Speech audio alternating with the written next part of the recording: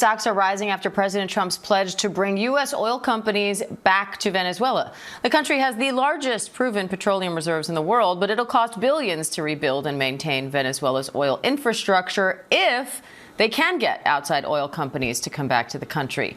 Let's bring in Vice President of Energy and Infrastructure at the Atlantic Council and former Director for Energy during the first Trump administration, Landon Derentz, for more on that. Hi, Landon. Thanks for coming on. So we have high-grade oil here in the U.S. Venezuela's oil is heavy and hard to refine. So why do we want it?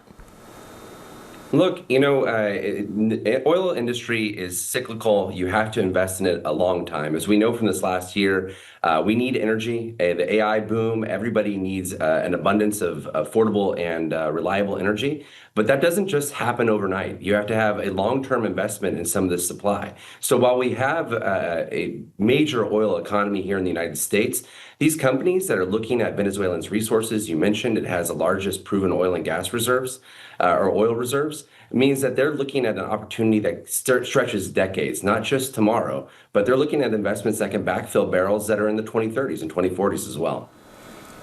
So what risks are oil companies taking on if they do go into Venezuela right now?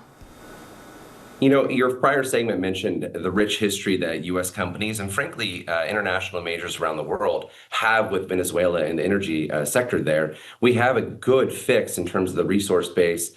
Companies know that there can be a return on investment. I don't think it's the oil assets that are a challenge here. It's really the above ground risk. And there's still, Delcy Rodriguez is now in charge in Venezuela with the support for the moment of the Interior Ministry and the Defense Ministry. It's very difficult to untangle PDVSA from the military and police forces there. And I think that the political risk, that uncertainty around the ability to invest billions of dollars into that sector really impedes the ability for these companies to go to their boards and look for the capital expenditure that's going to take to realize the full opportunity that Venezuela provides when it comes to the oil sector. Now, Hugo Chavez forcefully renegotiated Venezuelan oil contracts in the 2000s, driving most American companies out. ConocoPhillips and ExxonMobil are still owed billions for the lawsuits they filed over that. So what do you think it'll take to get American companies to go back there now?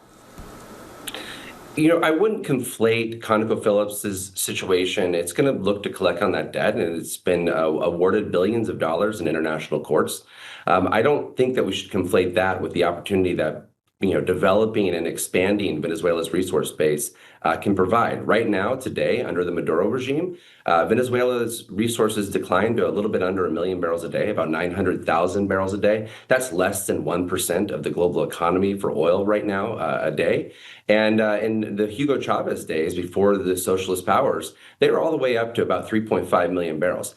This country has potential. It just requires an extensive amount of investment. Now, you think about the scale of investment, looking around the world alone at oil, say, export terminals in the last decade, whether in the Gulf Coast, UAE, Iraq, those cost billions of dollars. That doesn't even include the upstream investment. And that's very different oil than America has. The oil in the United States, specifically in the Permian Basin that we've experienced in the shale revolution, it's more like Coca-Cola or iced tea. The oil in Venezuela requires heavy chemistry, heat. It is like runny peanut butter. And so it's just a different element, and it's going to require billions and billions of dollars to realize.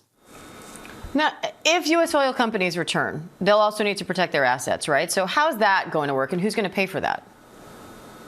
Well, I think if oil companies return, their political situation will have to have remarkably changed, right? There's a discrepancy between the political narrative that we're experiencing right now and the desire to build out oil in Venezuela and the willpower of companies to be able to make that investment. So I don't think, the way that you have the surety of the investments that Chevron, Exxon, others that might enter into Venezuela or scale in Venezuela would take, it's going to require, some business certainty, rule of law, a judicial process that's going to give them the confidence that their assets won't be taken and seized again as they were in the 90s and in the early 2000s that led to the outcomes like ConocoPhillips experienced.